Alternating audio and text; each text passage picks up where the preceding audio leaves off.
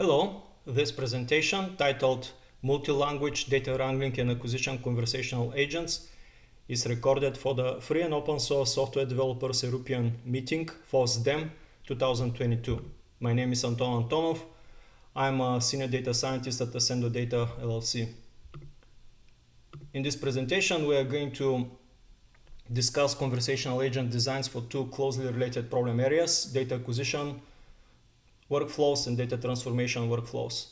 The conversational agent perspective is taken mostly for exposition and didactic purposes. I do hope with these interactive examples I'm going to show, we're going to clarify better what is the software design and the software architecture design and methodology.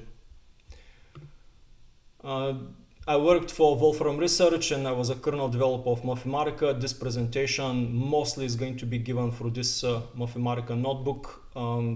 Although this is a Mathematica notebook, I connect Raku to it. I'm going to explain further what is going on. So this is the outline of the presentation. I'm going to show conversational agent perspective for the data wrangling workflows, data transformation and data wrangling. I use them as synonyms. Then I'm going to discuss some theory. Then I'm going to show an example or two for data acquisition workflows conversational agent. There might be some time for uncovered topics. We'll see how far this will go. So these efforts, they belong to a larger project called Raku for Prediction. Raku for Prediction, it's for different types of computational workflows. For example, I have recommender systems. I have some other computational workflows, parsers, natural language command parsers of computational workflows and specifications. There's a difference between Raku for Prediction and prediction with Raku. So I can just generate the programming code for different programming languages like Python or Mathematica. This is Raku for Prediction, or I can use Raku to actually do prediction. And to some extent, this presentation is more into the prediction with Raku side. These presentations in the past, they cover quite a lot of material and theory on these two subjects, data wrangling and data acquisition. I hope this presentation to have more of an impact from the user perspective and how this user perspective influences the software engineering side. So this here is a multi-language system. I'd like to emphasize again. Right now, only English is being used as natural language commands to be interpreted into software code. So taking natural language commands in English, I produce executable code for different programming languages and related packages in them. The ones with solid lines, these are implemented. The ones with dashed lines, soon to be made. Of course, if I can interpret English into programming language, I can interpret it to other natural languages. Alternatively, it would be nice to interpret Raku, say, into English, or Raku into Bulgarian directly, or Raku into any of the other languages. This is something I'm planning to do soon. So let's do problem definitions for both data wrangling and data acquisition, and then I'm going to move to the actual interactive examples. So the data wrangling system, we have the following want. Rapid specification of data wrangling workflows using natural language commands. So we want a system that allows this rapid specification. There are too many packages and too many languages for doing data wrangling. Each of them has its own idiosyncrasies, logic, and so forth, right? It would be nice if one logic which is explained more or less easily with natural language commands to be interpreted into all these programming languages and packages.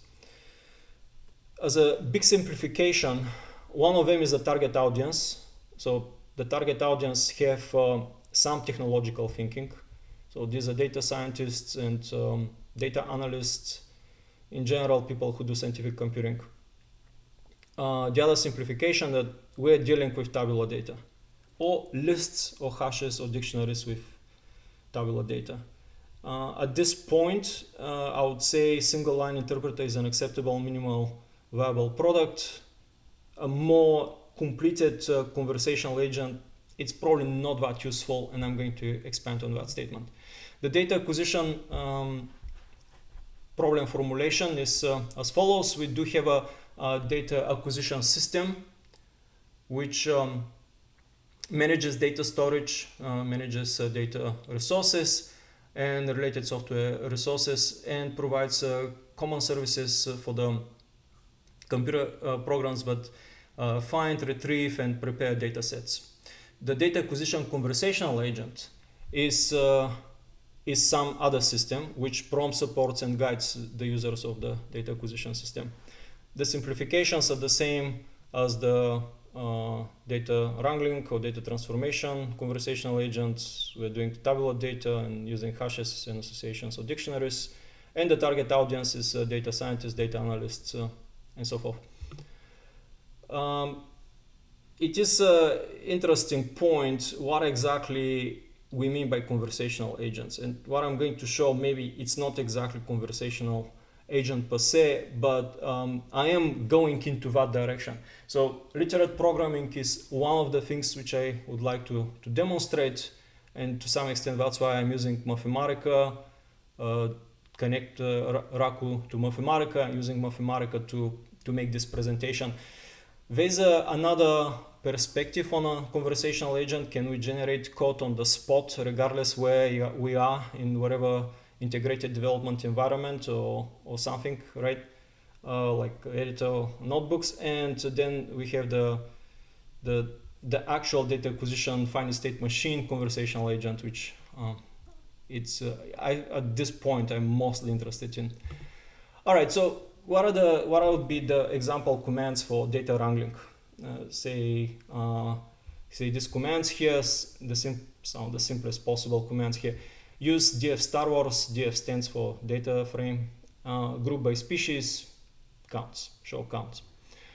We can have some more complicated commands, but they're this kind of natural breakdown into different lines or logically separated subcommands. And say filtering, grouping by, dealing with the actual values which are being produced. We can have some more complicated command specifications like transforming the columns, filtering, filtering with certain more complicated expressions. Of course, we should be considering also like say dealing with missing values and doing joins, like inner joins, left joins, and so forth. So so here this let me execute this here. This is how this is being done. This is not the conversational agent per se. This is just the commands, how the mechanics of the commands. So I have this command which says load dataset, some regular expression, filter by sex is women and survived is no. This is the Titanic dataset.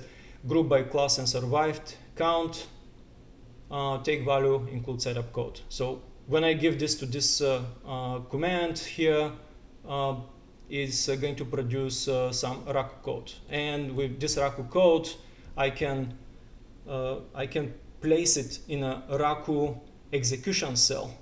This is in Mathematica, and in this, and then execute it. So how, as it says, the command says, cell print and run Raku, right? Alternatively, I can do this also. I'm not going to deal with other languages, but I'm going to deal also with Python, and here I'm using, because the regular expression I gave was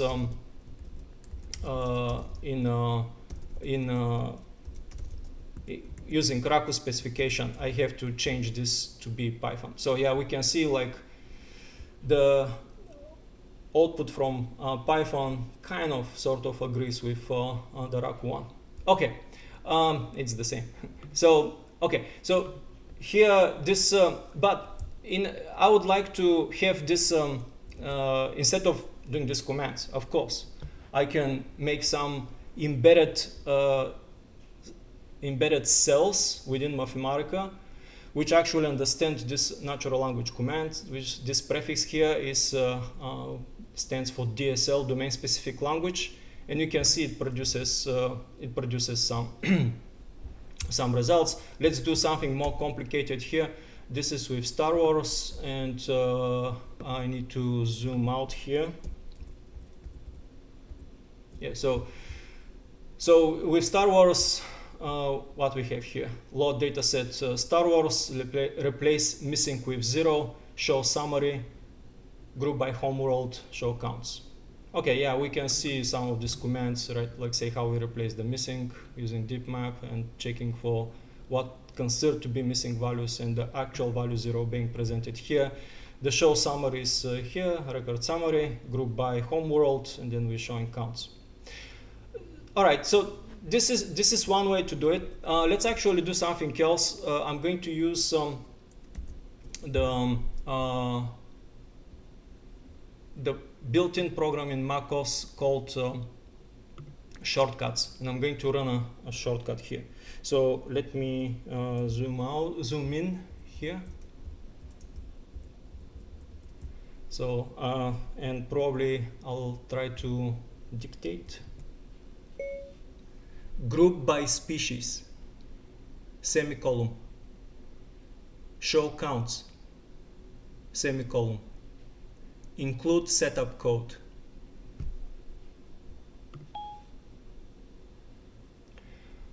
And unfortunately, although this was just a fine parsing, this system decided that needs to change setup code. Okay, I'm going to run it.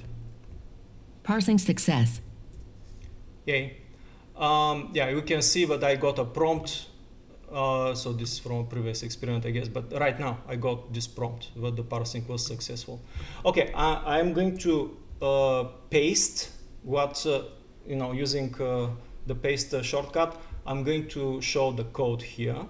And I'm going to, I know from what I was showing earlier, that this actually needs to be a regular expression with some particular ending. But let's actually run this. The other is that species needs to be with capital letters, and say we kind of see here the result, right, which is being produced.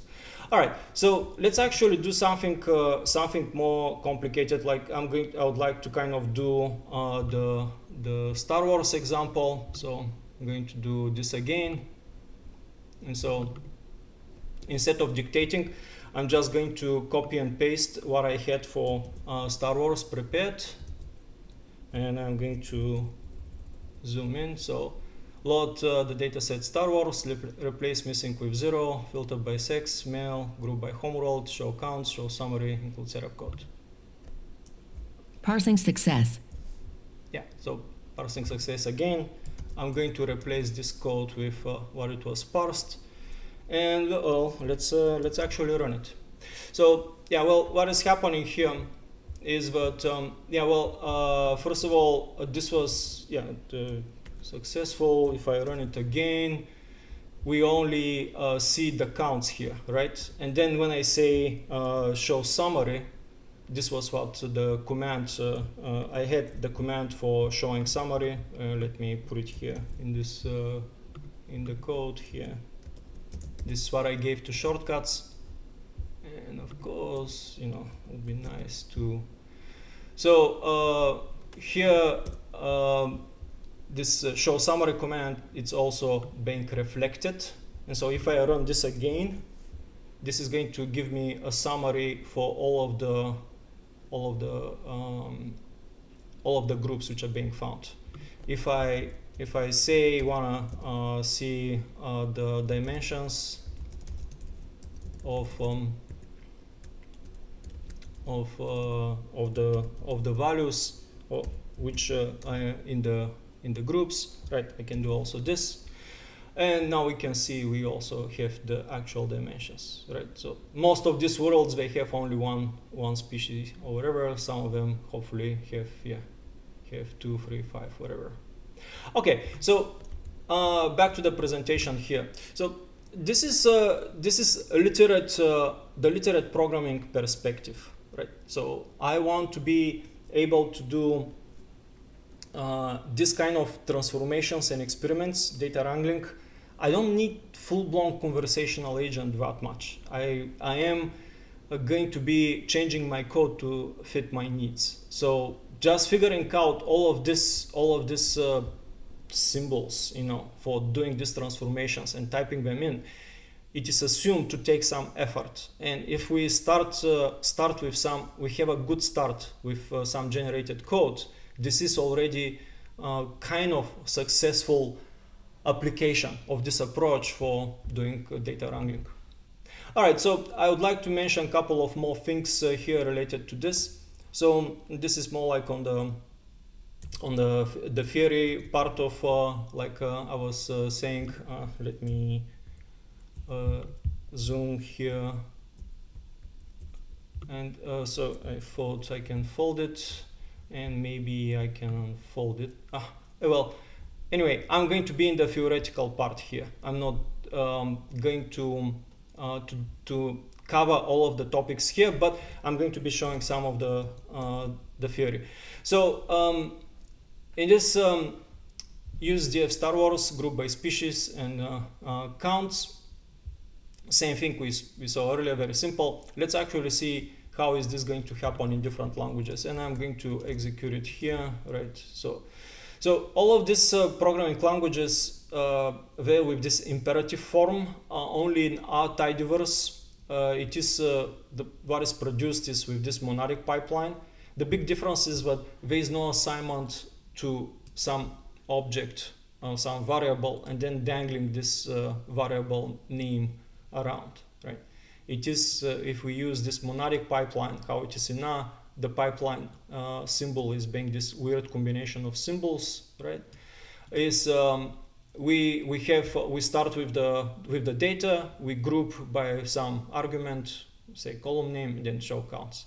So for Raku, same thing, right? But instead of doing it in a monadic pipeline, we simply assign to these variables, and then we use these operators. As I mentioned earlier, well, of course, if I can translate to a programming language, I can translate to also to a natural language. This is a little bit more involved example. In which basically there's an additional element here for whatever reasons while working with my specifications. I might decide the intermediate values to be assigned to some different variable. This is the pipeline value here. So this is being used. The pipeline value is being used in all of these workflows, all of these programming codes for different languages and packages. It is implicitly presented in this tidyverse, and I can assign to it. Another thing here is that when I make this domain-specific languages, the pipelines are kind of like self-aware. Instead of saying to this function, to DSL code, that it needs to use Raku reshapers or whatever, right? It needs to use this kind of Raku reshapers library in order to produce the code. I can include it into the pipeline itself. This is another part here about some sort of self-awareness of the pipeline. Like, it doesn't need to be only for data wrangling. It can also do stuff with the environment. All right, so the data wrangling workflows, I have covered them in some other lectures fairly well, and but I'm going to briefly go through this workflow. So this flowchart encompasses all of the workflows I envisioned for the data wrangling over tabular data sets or lists or associations of tabular data sets, except the acquisition of the data here in the beginning and doing some summary and figuring out do we like the results or not. Every other step is optional. The orange blocks here, they belong to the so-called divide, split, transform, split, transform, combine pattern, which is being being used in multiple systems at this point. Definitely belongs to actively exploited in say actively and explicitly named and exploited in the ecosystem of R packages produced by RStudio. But also, of course, in parallel programming, we kind of do the same thing, or in SQL, or whatever, right? So if we have some embarrassingly parallel process, we're going to split the data, say by rows, split it across the processors, transform whatever we transform or do on each processor, then gather the results into, say, the master processor, and producing some combined results. They're fundamental operations about reshaping of the data, right? And these fundamental operations, they're far from basic, but they're fundamental to data analysis and data wrangling. And these are cross-tabulation, long-form conversion, and wide-form conversion. These are fairly well explained into the lectures I mentioned, and can be found in this presentation in the links. So what exactly is happening here when I make these executions inside Mathematica? So I first have started a Raku process. So if I do here processes, so this is a Mathematica built-in function. So the process, we can see I have a Python process and a Rakudo process. This is how I have connected to both, to the examples I showed with Python and Raku. I'm connecting to those, and I do have to these processes which they have been started. I connect to them using the 0MQ library. So I have these sockets which connect Mathematica to those processes. So concretely here for Raku, maybe I should try to zoom this a little bit. So what is happening is that, when I have triggered the start Raku process, I'm using the built-in function in Mathematica start process. Raku has been started. There is a package called text code processing, which lets me start and run a sandboxed Raku REPL. It has its own context. This is important because of this context, I can transfer values from one cell inside Raku to another in Mathematica, right? So if I make some Raku cell here, and this is, say, my var equals, I don't know, 1 plus, this is to convince people that I'm using Raku, and then I say var and then power 3. This Raku cell knows var because it's accessing the same context. Every time I'm making a new cell inside Mathematica and entering Raku code and trigger evaluation, I'm basically going through this function for Raku execution, which uses the 0MQ channel or socket, communicates with the sandboxed Raku, which utilizes the context. We get the result back, and then we print the result back to the notebook. All right, so I'm not going to expand too much on this, but it was fairly interesting and involved to figure out how to connect Mathematica to Raku, or the other way around, Raku to Mathematica. The literate programming perspective definitely helps. After I have made this Raku sandbox package, which is in this text code processing, of course, instead of just working with notebooks in Mathematica, I can also use, say, Jupyter notebooks. Jupyter notebooks is something somebody else implemented, and I have studied a lot that code. But more to the point, I can also transform, say, Markdown files, Markdown files, org mode, and POT6 files. All right, so with what I was showing with the, let me kind of do this again. This is using shortcuts. I'm not going to go through all. Parsing success. So what I basically did here, and if I paste it, right?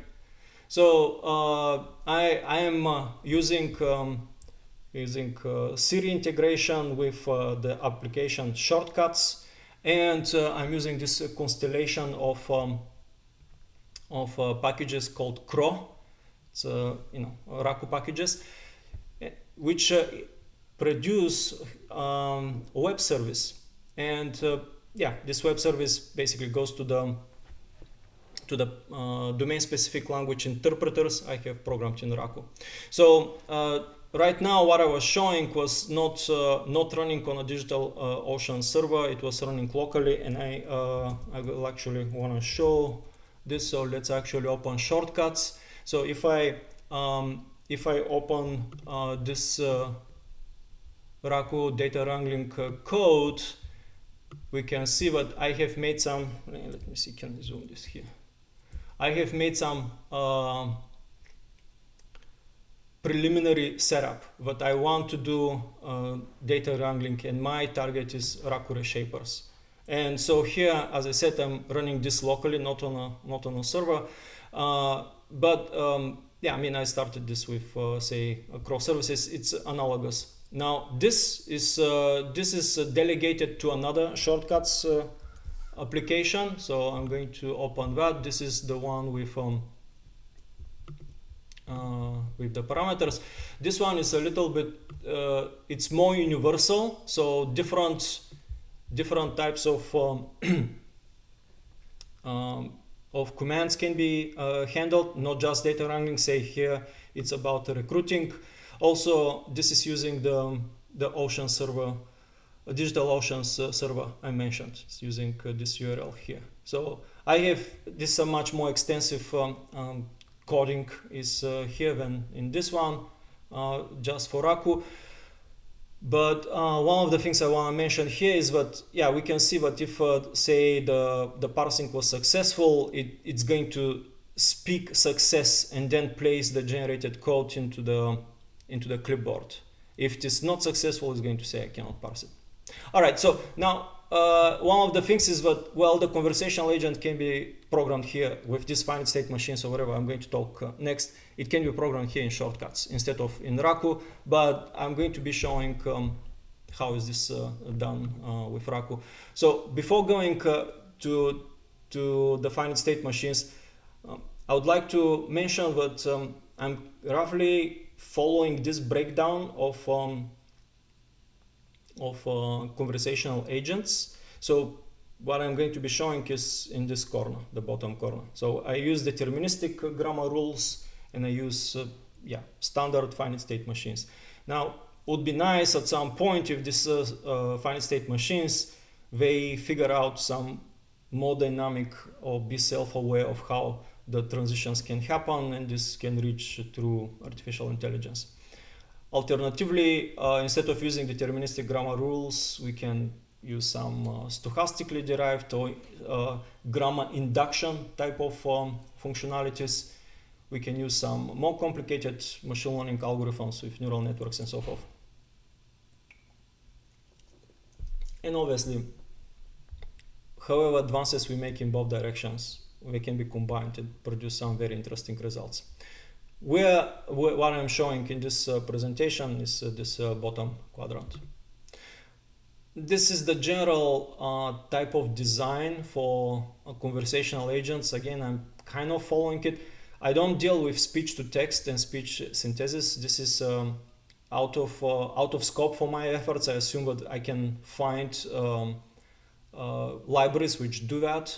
And roughly speaking, this is what we're doing. We have some natural language module, natural language understanding module. We have dialogues management, which, for example, can be done with, say, finite state machines, or how I was using with shortcuts. It's like some kind of reaction based to the content. There's some way to select and figure out what are the actions, be that code generated or actual, say, execution of actual invoking some other apps and etc. Obviously, we can learn from the accumulated statements and responses and actions. So in Raku for prediction, what I do and what I was mentioning with the monads I develop domain-specific languages for a given problem area. I develop this domain-specific languages of commands. It can be epidemiology, it can be data wrangling, and I also develop corresponding packages. Then at some point I connect the two, and this is the single line interpreter perspective. I can start making also more involved and complicated interpreters. I can hook up this to say Alexa or Siri or whatever kind of thing I was showing with the shortcuts, and then have more or less more useful system. Now it is very important to do unit tests. These systems need to be designed to fail. Failure is the normal mode, and so quite a lot of unit testing needs to be done each of these modules to know that it's working correctly. All right, so the data acquisition. So I mean, we have a system, as I mentioned, which can get data for us and helps us manage our data, and also helps us access it. And we are making a system which a conversational agent, which navigates or simplifies the utilization of our system. So I'm going to show this sequence of commands. Imagine we have a command line type of interface in which this is like Unix type command line, right, interface. So the command line, the command being DSL, and I have DSL interpret -c for command, and then I say something like get a sample of 3000 JSON electronic goods files from AWS. Then this is the Linux or Unix pipeline symbol, and I get DSL interpret -c parse JSON files collection, and so forth. Transform into long form, make a data package, open a notebook with that package loaded. I'm going to demonstrate a finite state machine conversational agent that does this to a point. Here, this diagram, maybe I should try to zoom it. Goes through this, shows how this pipeline of commands is being executed. This white rectangles, they do correspond to the commands here. So after I say I want JSON files, I get the relevant data set from the warehouse, saying that I want to parse them into whatever format or whatever, from whatever format to whatever thing else. Obviously, I need to have the corresponding software packages. It's an interesting question where these intermediate results are being placed. Is it in a database? Is it in the random access memory? How it is indicated here. The transformation into the long form data frame, that's basically, this is basically a data wrangling operation, but it is also part of it can be seen as part of the data acquisition. And then making data package, or making some way to access the data, or opening, say, a notebook with this data being loaded. This is something that it can be also done, and it's also considered part of the data acquisition task. Now, where this data lives though, right? I mean, some of this data can be quite big, so putting it into one notebook or making a data package is not necessarily feasible. Or the data package is going to have just a sample or a web API to access the data in some way, some kind of cloud API or whatever it is. Of course, if the data is small enough, we can just stick it into a package or into a notebook. And in all cases, we can make a notebook which accesses this data, however it is presented. Now, let's look into this part here. How we interpret and parse the commands, it's going to be conditioned by, first of all, how precisely these commands specifying what needs to be done, but also who is using the system. Or if the same person is making multiple commands, we kind of know what are their favorite data sets. So this actions recommender corresponds to that. From knowing what the users have been doing, we can support the decision of what exactly to do in each of these for each of these types of commands. If we don't know what to do, then we need to kind of go into some dialogues in which we clarify what user wants. And this is one of the things I mentioned in the previous slide with the specifications of what is the general point of view for doing conversational agents. There's a alternative to all this. I'm going to be showing mostly here in this presentation. I'm mostly dealing with grammars because for Raku's forte is dealing grammars and actions. But there's an alternative way of doing this using templates, and I have also programmed NLP template engine, which actually can be used fairly effectively to generate code. But it takes different perspective to the whole process, and it has its limitations. All right, so some example commands for data acquisition. It's like it can be quite vast what with data acquisition wants can be, or commands can be. Like we can ask commands like simple commands like recommend customer service data that has product descriptions. Notice what we say here, recommend. We don't specify which data set we actually want this data set to be recommended. Another is that we might have some introspection requests, like let's say what data people like me acquired last month, which of those I can use for classify investigations and so forth, right? There's also, of course, part of this data acquisition can be, I don't think I have listed it here, but part of this can be, say, generation of random data which adheres to some certain type of distributions for the columns, the variables, and so forth. All right, so this is the general design. I'm not going to go too much into this, but I have explained it elsewhere. I would like to mention that, yeah, we have the warehouse and we have different submodules, and we have a dispatcher for the different types of commands to gather, to distribute the efforts, of the conversational agents into these different submodules. Each of these submodules can be developed, arbitrarily deeply and deeply complicated. So this is part of the research. One of the things is that this conversational agent is for doing data acquisition is very similar to, say, conversational agent for food preparation. Direct analogy. If we have a food preparation conversational agent that handles ingredients and recipes, it's the same thing about ingredients. We have, say, column types, and in recipes for procuring data or combining data. And for example, I mentioned recruitment earlier, like some conversational agents for doing recruitment can leverage the same type of architectural design solutions, microarchitectural solutions, techniques for optimization. Pretty much what is being done for these two engines can be also done for this conversational agent.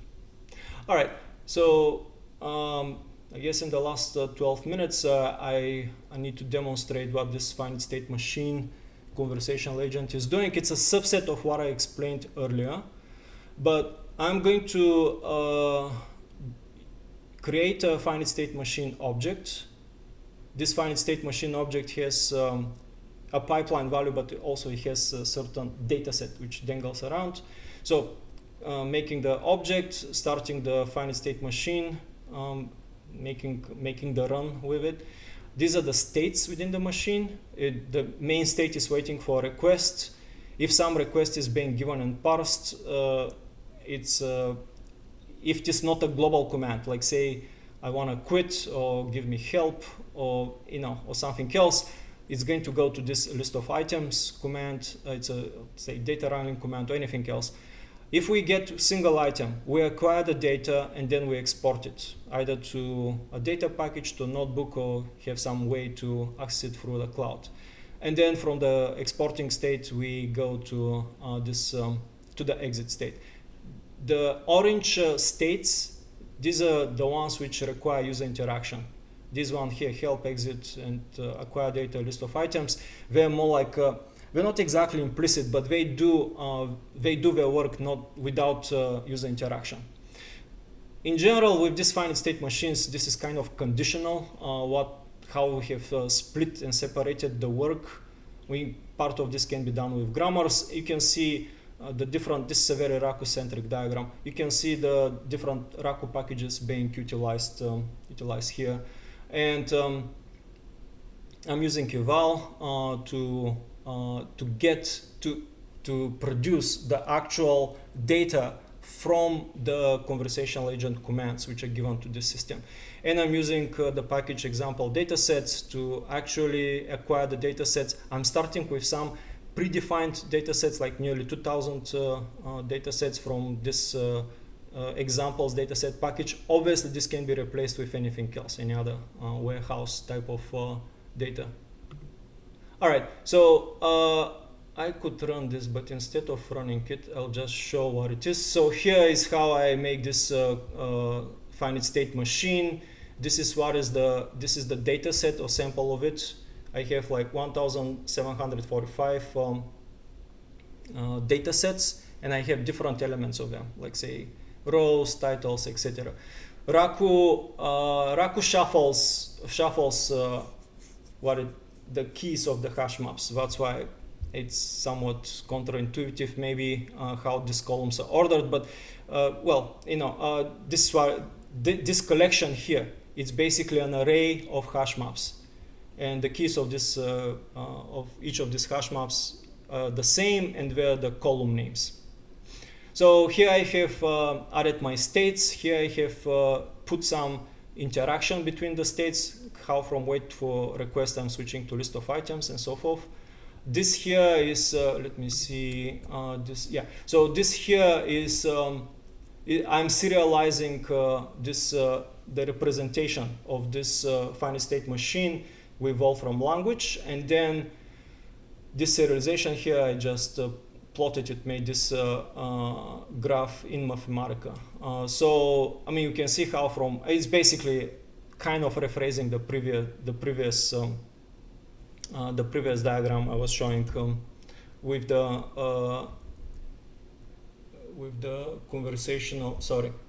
actual finite state machine, right? So this block here, it can be seen to be, you know, in the cycle here. All right, I'm actually going to run the actual machine in this integrated development environment. Hopefully this is seen. So yeah, you can see I made a machine, I created, tuned it, so I'm going to run it, right? So let me see, can I zoom this? Yeah. So okay, so I'm going to say show summary. And this is going to tell me what kind of data sets I have here, right? Yeah, and I can also say something like filter by title has air. So this we can see what it looks like. All of these data sets, they have air in them, right? I can inform myself what exactly is this, like how many. So I can see what I have 23 data sets. If I say start over, we're going to go and I do show dimensions here.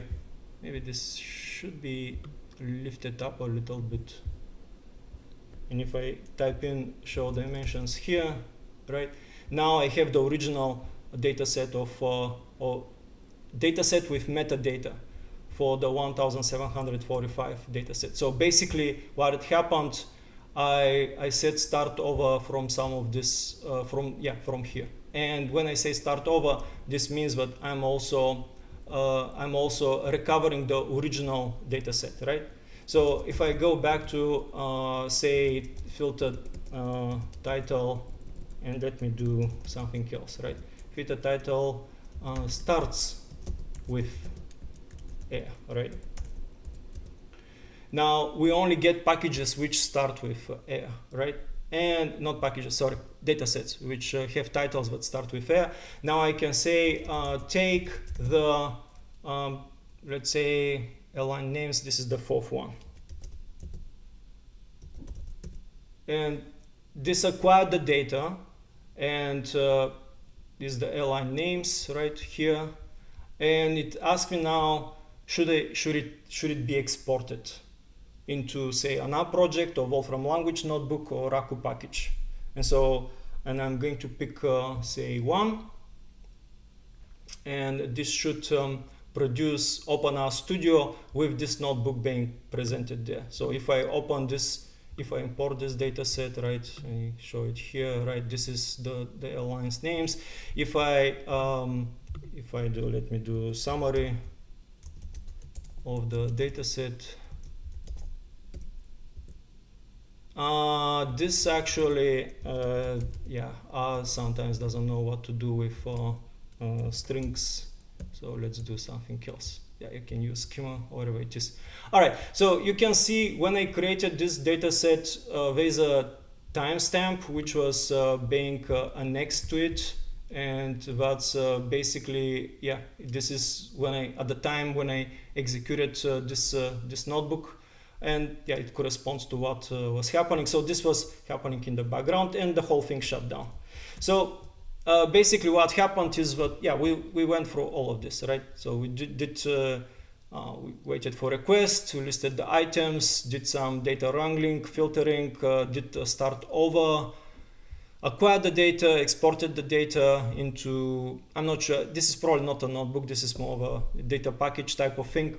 I mean, ideally, at some point, when I do this with our studio, I can add some more elements here in which the data is being described, and I can have some unit tests for the data if some additional filtering of the data itself has happened. So after we, exported the data, we exited. So there, I am kind of out of time. Within 3 minutes, let's say this is a mathematical implementation of the same thing. I'm not going to go through all of the commands manually. I'm just going to run this, and so you can see it's pretty much doing the same thing. This is the sequence of commands I gave to this finite state machine. Get a data set from statistics. So yeah, you can see all the package here, statistics. Then the one with 31 rows, turns out that we have more than one. And after I said the one with 31 rows, I said take the third, which is this nickel content. And then we go through the acquisition. And then a notebook was created, which again we can see, corresponds with some timestamp, corresponds to what I've been doing right now. Now here, same thing as with the R notebook. I can include explanations, I can include tests, I can include some other ways of how to use this particular function. What are the column names, what is the meaning, etc. This is here very meager data, but imagine this actually had some very complicated data, and I have the metadata describing it. All right, so there are a bunch of other topics which I'm not going to cover, and I've been using for quite a while the so-called cloths have no emperor perspective, in which the recommenders and the data acquisition conversational agents, they don't know that much about the data. So this is actually an advantage. The code can be generated without knowing the data itself, without knowing these concretely these packages and these recommenders. We just generate the code. You can see here how I have generated code for different users, different types of requests. Since I'm basically out of time, I'm going to skip a fair amount of topics here, and I'm going to go to the conclusion. So we saw data wrangling and data acquisition, conversational agent demonstrations. These are conversational agent surrogates. And I discussed briefly different types of conversational agents approaches, methodology, how to make different types of conversational agents. More importantly, my future plans I do want to fully complete and test everything I presented. Right now they are almost useful. In order to be very useful, more work needs to be done. I'm very interested to do a Raku slang in which will let me execute DSL codes, like natural language codes inside Raku, pretty much how I do it here inside Mathematica with the commands I was showing earlier. Like say, for example, I don't know, like say this. So this is very kind of equivalent to the slang in Raku. Implementing a full-blown finite state machine within shortcuts, that's very interesting. Another thing is to just have a finite state machine like what I was showing, implementation through a web service, which can be in which we can specify the states, the transitions, and what exactly is being done. All right, that's it. Thank you for your attention.